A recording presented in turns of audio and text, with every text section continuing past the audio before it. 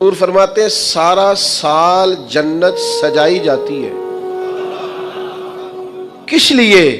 حضور فرماتے ہیں رمضان المبارک کے لیے سارا سال جنت سجا دی جاتی، اس کو تیار کیا جاتا ہے رمضان کی سعادت افروز گھڑیوں کے لیے، ان مقدس ایام کے لیے جو لے کر رمضان سایہ فگن ہوتا ہے، اس کے لیے پورا سال جنت کو سجایا جاتا ہے، تزئین و آرائش کی جاتی ہے۔ اور رمضان آتا ہے تو کریم کے کریمانہ فیصلے ہونے شروع ہو جاتے ہیں۔ کریمانہ فیصلے، ایک کریمانہ فیصلہ ہوتا ہے کہ دوزخ کے دروازے بند کر دو اور جنت کے سارے ہی دروازے کھول دو، اس کو راستہ کیا گیا ہے۔ پھر آپ کو پتہ ہے ایک انوکھی بات بھی آپ سے کرنی ہے، قانون نافذ کرنے والے اداروں کو نا مجرموں کا پتہ ہوتا ہے، ان کو پتہ ہوتا ہے کس کسی جگہ کچھ فسادی لوگ ہیں، وہ دیکھتے ہیں نا ملک میں کوئی خاص مہمان آ رہا ہے جو ملک کے لیے فائدہ مند ہے اور وطن کے لوگ اور وطن کو اس سے فائدہ ہوگا، استفادہ کریں گے لوگ اس کے آنے سے، تو کیا کرتے ہیں ان فسادیوں کو پہلے بند کر دیتے ہیں، کہتے ہیں ایسا نہ ہو کہ یہ آ کے کوئی خرابی کرے، وہ منع کر دیتے ہیں۔ تو یاد رکھ لے، سمجھ لے، حضور فرماتے ہیں شیطان کو بھی قید کر دیا جاتا ہے۔ رمضان آنے والا ہے تو اللہ شیطان کو قید کر دیتا ہے، جکڑ دیتا ہے۔ فرمایا رمضان آ رہا ہے اور میرے بندوں نے اپنی بخشش کرانی ہے، انہوں نے میری عبادت کرنی ہے، انہوں نے روزے رکھنے ہیں، انہوں نے آ کر کے اللہ کے حضور معافیاں مانگنی ہے، اور رمضان کی ہر رات میں 70 ہزار یا بلا مثال و بلا تشبیہ اللہ جانے کتنے بے حساب لوگوں کی رب نے بخشش کرنی ہے۔ تو یہ شیطان بڑا مکار ہے، یہ کھلا ہوا دشمن ہے، کوئی خرابی نہ کر دے لہذا پہلے اسے باندھ دو، خرابی نہ کرے کسی قسم کی اسے باندھ دیا جاتا ہے۔ مہمان بھی آ گیا، خرابی کرنے والا بھی باندھ دیا، لیکن اگر فائدہ لینے والے پھر بھی فائدہ نہ لے تو پھر ان سے کہا جائے گا کہ تمہارے پاس اب کوئی بہانہ بچا نہیں ہے، اب تمہارے پاس کوئی کسی قسم کا عذر باقی نہیں ہے۔ اب تو یہ تھا کہ تمہیں بخشش کرانا چاہیے تھی، استغفار پڑھنا چاہیے تھی، دعائیں کرنا چاہیے تھی، قرآن مجید کی تلاوت کو کثرت سے کرنا چاہیے تھا، لیکن چونکہ اب تم یہ بھی نہیں کہہ سکتے کہ مجھے شیطان نے گمراہ کر دیا، وہ تو باندھ دیا گیا ہے، اب تو فسادی کو ویسے ہی کنٹرول کر دیا گیا ہے۔ اب بھی تم اگر سوئے رہے، اب بھی اگر تم نے غفلت کی، اب بھی چھوٹے موٹے بہانے کر کے تراویحاں چھوڑتے رہے، اب بھی ذرا سی سستیاں کر کے ادھر ادھر نکلتے رہے، اس کا مطلب یہ ہے کہ پھر تم استفادہ کر سکے، تم نے سستی کا مظاہرہ کیا، تم نے جان۔ اور اب دیکھیں جب اتنے بندوبست کیے تمہارے لیے، ثواب بھی بڑھا دیا، اجر بھی بڑھا دیا، تمہارے لیے جو فساد پیدا کرنے والا شیطان تھا وہ بھی قید، لیکن اگر تم پھر بھی عمل نہ کرو، پھر بھی مسجد نہ ہو، تو پھر حدیث پاک سن لے۔ اس طرز کی شاید یہ منفرد حدیث ہے کتب احادیث میں، اور تقریباً تمام کتب احادیث میں موجود ہے۔ حضور علیہ الصلوۃ والسلام نے نا صحابہ سے فرمایا سارے مسجد میں جمع ہو جاؤ میرے ممبر کے پاس، لوگ جمع ہو گئے، اللہ کے حبیب علیہ السلام نے ایک قدم ممبر کی سیڑھی پہ رکھا، فرمایا آمین، پھر دوسری سیڑھی پہ قدم رکھا تو فرمایا آمین، پھر تیسری پہ قدم رکھا تو فرمایا آمین۔ تو صحابہ کو بڑا تجسس ہوا، انہوں نے بعد میں عرض کی یا رسول اللہ صلی اللہ تعالی علیہ وسلم کرم فرمائے، بندہ نوازی کرے، ہماری رعایت کر دے، یہ کیا معاملہ تھا؟ تو حضور فرمانے لگے میرے پاس حضرت جبریل امین حاضر ہوئے،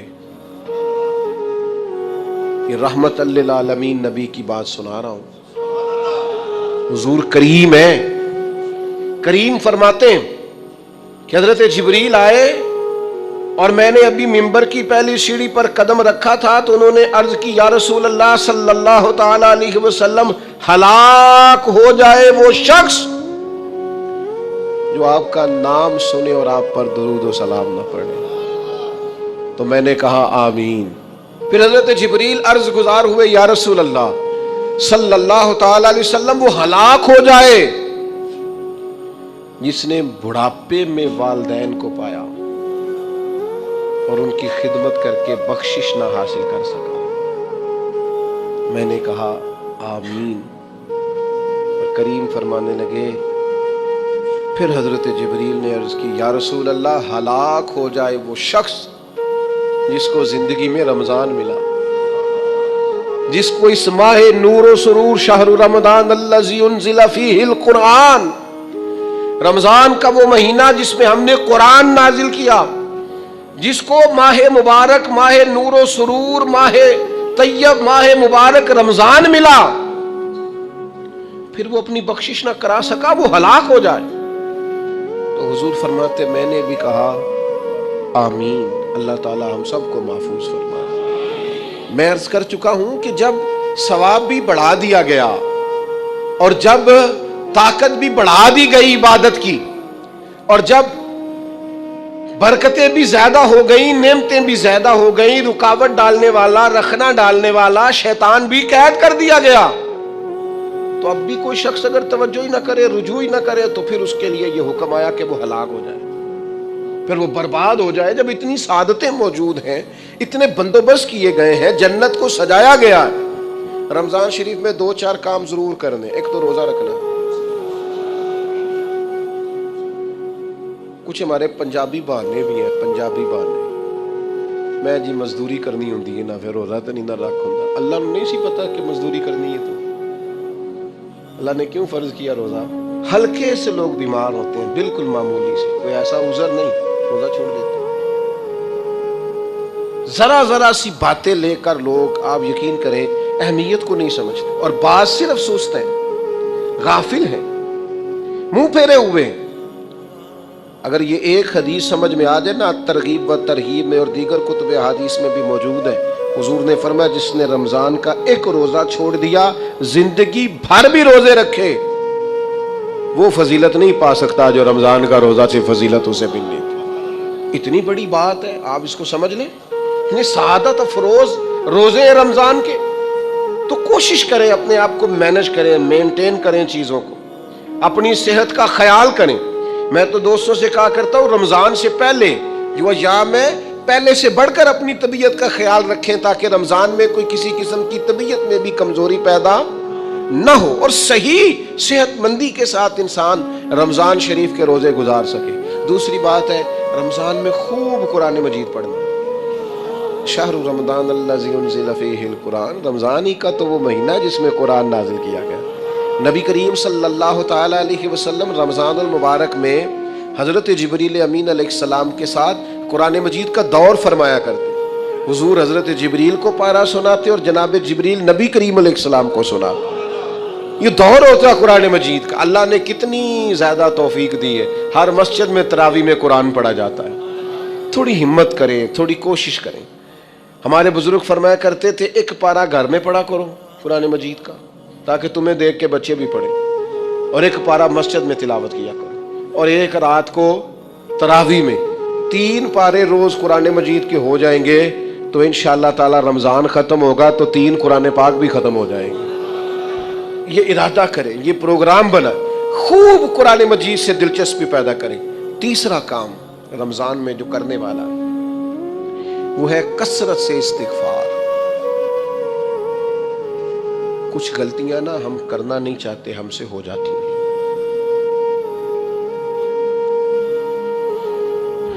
کچھ غلطیاں ایسی ہیں جو ہم بڑی بڑی کر چکے ہیں لیکن ہمیں یاد ہی نہیں، بھول گئے۔ کچھ خطائیں ہم سے ایسی سرزد ہوتی ہیں جو لاشعوری میں ہو جاتی، ہمیں سمجھ ہی نہیں ہوتی کہ یہ خطا ہے اور اتنی بڑی ہے۔ کسی شخص کو بعض اوقات کوئی ایسی بات کہہ دیتے ہیں کہ ہماری نظر میں وہ بات معمولی ہوتی ہے، پر وہ بیچارہ ساری رات سو نہیں سکتا۔ رمضان کا مہینہ ہے اپنے رب سے معافی مانگنے کا مہینہ، اس سے توفیق مانگنے کا مہینہ، اس کے حضور حاضر ہونے کا مہینہ۔ میں آپ کی خدمت میں عرض کروں، حضرت عائشہ صدیقہ فرماتی ہیں نبی پاک نے فرمایا صلی اللہ تعالی علیہ وسلم، جس سے اللہ نے قیامت والے دن حساب پوچھ لیا نا، اس کے لیے مشکل ہو جائے۔ حساب بھئی یسیرہ یہ ہے کہ وہ مہربانی فرمائے اور فیصلہ جب کرے تو کرے ہی درگزر والا، فرمائے جا تجھے معاف کیا۔ رمضان کا خاص مہینہ ہے، سحری میں بھی دعا قبول ہوتی ہے، افطار میں بھی دعا قبول ہوتی ہے، صبح سے لے کے افطاری تک بندہ ہر وقت عبادت میں ہوتا ہے، تراویح کے بعد بھی دعائیں مانگے تو وقت قبولیت کا ہے۔ میرے بھائیوں، رمضان کی راتیں بھی قبولیت کی، آخری طاق راتوں کی شان قبولیت کی، لیلۃ القدر قبولیت کی۔ اس دفعہ جھک نہ جائیں اس کی بارگاہ میں سجدے میں، رو رو کے معافی مانگ نہ لیں اس سے۔ ہم برے نہیں ہیں، چاہتے نہیں ہیں، پر ہمارے وجود سے کچھ غلطیاں ہو جاتی، ہمارے سینوں میں کچھ پچھتاوے ہیں، کچھ من میں باتیں۔ اس دفعہ اس کے حضور عرض نہ کریں کہ کچھ کمیاں رہ گئی ہیں، دل نہیں کرتا تھا ایسا ہو، پر انجان تھے، نہ چاہتے ہوئے بھی کمزوریاں ہو گئیں۔ رمضان آ رہا ہے، بڑا گولڈن چانس ہے، بڑا خوبصورت موقع۔ بھائیوں، رمضان کی ہر سحری کے بعد رب سے معافی مانگیں۔ آپ کو پتہ ہے اتنی بڑی امت مسلمہ لیکن ہر گلی میں کمزور ہے، ہر جگہ رسوائیاں ہمارے ساتھ چمٹی ہوئی ہیں، ہم چاہ کے بھی اپنے بھائیوں کی مدد نہیں کر سکتے۔ میرے پاس ایسے جوان آتے ہیں جو کہتے ہیں ہمیں بتائیں نا ہم فلسطین کے لیے کیا کر سکتے ہیں، ہمیں بتائیں نا۔ یہ ہماری بے بسی، یہ ہماری غلطیوں کا نتیجہ ہے۔ تو خوب استغفار کریں، اپنی کوتاہیوں کی معافی مانگیں۔ رمضان کی ہر صبح میں، ہر شام میں، ہر دن میں، ہر رات مصلی بچھا بچھا کے عرض گزار ہوں کہ مالک تو ہمیں معاف فرما۔ اور میں آپ سے ایک اور بات بھی عرض کروں، شیخ ابو الحسن کو میں پڑھ رہا تھا تو روتے جا رہے تھے، روتے ہی جا رہے تھے، روتے ہی جا رہے تھے۔ ایک شام ان کے کچھ لوگوں نے ان سے کہا کہ حضور اس قدر زیادہ آہوزاری؟ تو فرمانے لگے میری بس اتنی خواہش ہے کہ جب میں اپنے رب سے ملوں نا تو میرا رب مجھے ناراض نہ ملے۔ تو میں ہر وقت اس لیے تڑپتا ہوں کہ میرے اندر جو کوتاہیاں مجھ سے ہو گئی ہیں، میرا مالک وہ مجھے معاف کر دے۔ ہم نے کوشش کی ہے زندگی میں ماں باپ کی خدمت کرنے کی، لیکن نہیں، ہم سے ان کے حق ادا نہیں ہو سکے۔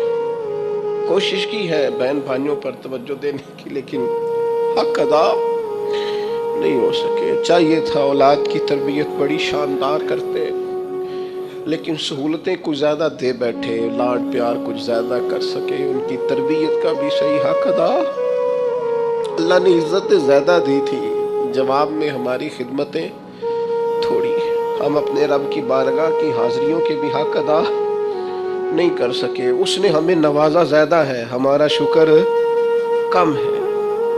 ہم اس کا حق ادا کرنے کا کام یہ ہے میرے بھائیوں کہ رمضان میں خوب استغفار کریں۔ ہم سے جو کمیاں رہ گئی ہیں اس پورے ماہ مبارک میں، اپنے مالک سے عرض کریں کہ مالک اس ماہ مبارک میں جنہیں تو معاف کرنے والا ہے ان میں ہمارے بھی نام شامل فرما، ہمارے بھی نام شامل فرما۔ اور بھی عرض کرنی ہے، ان کے لیے بھی دعائیں کرنی ہے رمضان میں جو ہم سے بچھڑ گئے، جو مٹی تلے جا کے آرام فرما ہو گئے۔ یہ رمضان المبارک چونکہ بخشش مانگنے کا مہینہ ہے، اللہ کے حضور معافی مانگے ان کے لیے بھی، ہمارے اپنوں کے لیے، ماں باپ کے لیے، عزیز و اقربا کے لیے، کہ اللہ کریم ان کی قبروں کو بھی ٹھنڈا کرے، ان کے حال پہ بھی رحمت کی نظر کرے، ان کے لیے بھی مالک آسانیاں کرے۔ خوب دعائیں مانگے رمضان میں، خوب دعا۔ اور جو محتاج ہیں، جو تنگ دست ہیں، جو غریب ہیں، جن کو زمانہ گزر گیا ہے، دوستوں کو، احباب کو، مخیر حضرات کو متوجہ کرتے ہوئے وہ بھی تھوڑی توجہ کریں۔ اس سال رمضان کے ماہ مبارک میں دنیا داروں کو چھوڑ کے رب کی طرف متوجہ نہ ہو، اس کریم کی بارگاہ میں اپنی ساری تکلیفیں بیان نہ کریں۔ بیمار بھی آئیں، مقروض بھی آئیں، تنگ دست بھی آئیں، بے اولاد بھی آئیں، کمزور بھی آئیں، سارے جھکیں، روزہ رکھ کے، تراویح پڑھ کے، قرآن پڑھ کے، اپنے سارے دکھ اپنے مالک کے حضور بیان کر کے اس ماہ مبارک کی ہر رات میں اس سے بخشش کا سوال کریں، رحمت کا سوال کریں۔ کرم کا سوال کرے، وہ بڑا ہی کریم ہے۔ حضور فرماتے ہیں رب کہتا ہے مجھے حیا آتی ہے میرا بندہ ہاتھ اٹھائے اور میں اس کے ہاتھ خالی واپس کروں، بس آنے کی دیر ہے۔ اور ایک مقام پہ اللہ کے حبیب علیہ السلام نے فرمایا بندہ جب اعتراف گناہ کر کے معافی مانگتا ہے اللہ فوراً ہی اسے معاف فرما دیا کر۔ چوتھا کام جو اس ماہ مبارک میں بہت زیادہ کرنا ہے وہ یہ ہے کہ حضور نے فرمایا یہ صبر کا مہینہ ہے، صبر بہت کرنا ہے۔ ایک تو صبر ہوتا ہے نا مصیبت پہ صبر، ایک خواہشات پر بھی صبر ہوتا ہے کہ خواہشیں پیدا ہو رہی ہیں پر صبر کرنا ہے اللہ کی رضا کے لیے، یہ بھی صبر ہے۔ نیکی پر استقامت کے لیے بھی صبر کی ضرورت ہوتی ہے، گناہ چھوڑنے کے لیے بھی صبر کی ضرورت ہوتی ہے۔ آپ کے پاس مواقع موجود ہیں معاذ اللہ برائی کے، لیکن اگر آپ صبر کرتے ہیں اللہ کی رضا پہ راضی رہتے ہیں تو یہ بھی صبر ہے۔ نبی پاک علیہ السلام نے روزہ دار کو صبر کرنے کا کہا، فرمایا کہ تو تم نے کوئی بےہودہ بات نہیں کرنی، کوئی گالم گلوچ نہیں کرنی، اور اگر کوئی تم سے لڑائی جھگڑا کرے کوئی بےہودہ بات کرے تو تم نے کیا کہنا ہے انی صائم مرتین، تم نے 2 مرتبہ کہنا ہے بھائی میں تو روزہ دار ہوں۔ کوئی جھگڑا کرنا چاہے لڑائی کرنا چاہے برا بھلا کہے کوئی الجھانا چاہے تو کہنا انی صائم میں روزہ دار ہوں۔ یہ وظیفہ یاد کریں گے؟ کیا کہنا ہے؟ یہ وظیفہ ہے پورے رمضان کا، یہ بخاری میں حضور نے بتایا ہے۔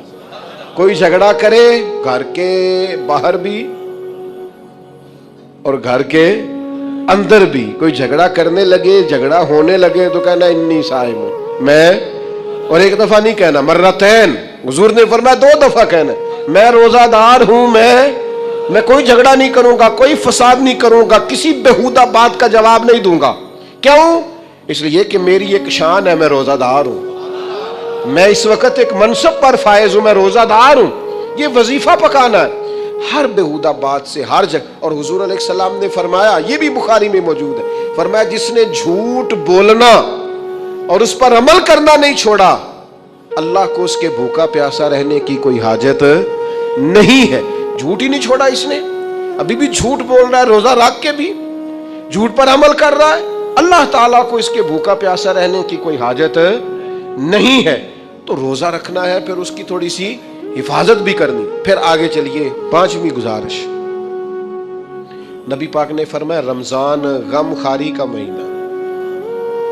آپ کو پتہ ہے جو بندہ روزہ نہ رکھ سکے کسی خاص مجبوری کی وجہ سے، بیماری کی وجہ سے، کسی عذر کی وجہ سے، تو قرآن مجید نے کیا کہا؟ وہ ایک مسکین کو کھانا کھلائے۔ روزے کا فدیہ یہ ہے کہ پھر وہ کیا کرے، روزہ نہیں رکھ سکتا تو مسکین کی خدمت کرے۔ شرعی حکم یہ ہے کہ کسی نے اگر روزہ توڑ دیا رمضان کا تو 60 روزے رکھے کفارے میں، 60 نہیں رکھ سکتا تو پھر 60 مسکینوں کو کھانا کھلائے۔ تو بار بار روزے میں مسکین کا ذکر آ رہا ہے۔ نبی کریم صلی اللہ تعالی علیہ وسلم نے ارشاد فرمایا جس شخص نے کسی روزہ دار کو افطاری کرائی تو اللہ تبارک و تعالی افطاری کرانے والے کی بخشش بھی فرما دے گا، اور فرمایا جتنا اجر روزہ رکھنے والے کو ملے گا اتنا ہی اجر اللہ افطار کرانے والے کو۔